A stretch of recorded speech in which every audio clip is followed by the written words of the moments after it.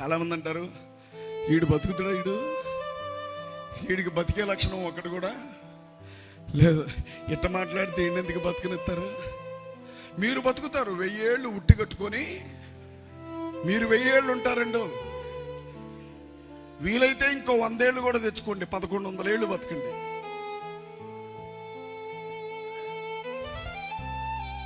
బతికితే స్తఫన్లాగా బతకాల,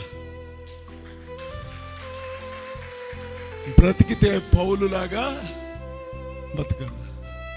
యేసే క్రీస్తు అని చెప్పిన అపోస్తుల్ని జైల్లో పెట్టలేదా? పెట్టారా లేదా?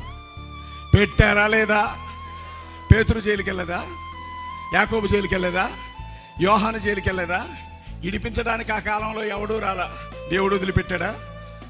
తన సంఘం కష్టంలో ఉన్నప్పుడు, తనకు ఆ సంఘం శ్రమలో ఉన్నప్పుడు, తన సంఘం పరిస్థితి బాగాలేనప్పుడు, భూలోకంలో ఉండే మనుషులు ఎవరు తన సంఘాన్ని ఆదరించడానికి ముందుకు రాకపోతే పరలోక గవర్నమెంట్ బయలుదేరుతుంది తన సంఘాన్ని కాపాడుకోవడానికి.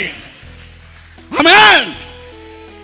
నేను చెప్తాను, చాలా మంది government duty, state government duty, central government duty. నేనంటున్నా హెవెన్లీ గవర్నమెంట్ డ్యూటీలో వచ్చాం, పరలోక ప్రభుత్వ డ్యూటీలో తిరుగుతున్నాం. చంపు, ఓపెన్గా చెప్తా ఉన్నా, నా చావంటూ జరిగితే అది మహాకూటమి చేతుల్లోనే జరగాల.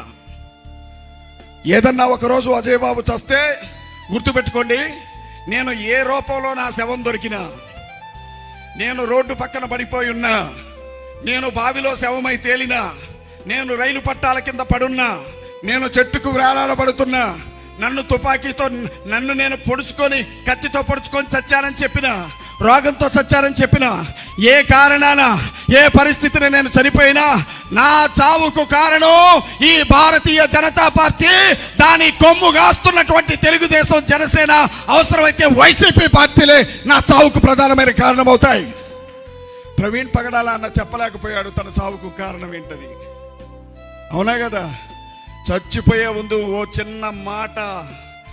చిన్న మాట నన్ను వీళ్ళు పట్టుకున్నారు, వీళ్ళు కొడుతున్నారు, వీళ్ళ వల్ల నేను చనిపోతున్నానని ఒక్క మాట అనుంటే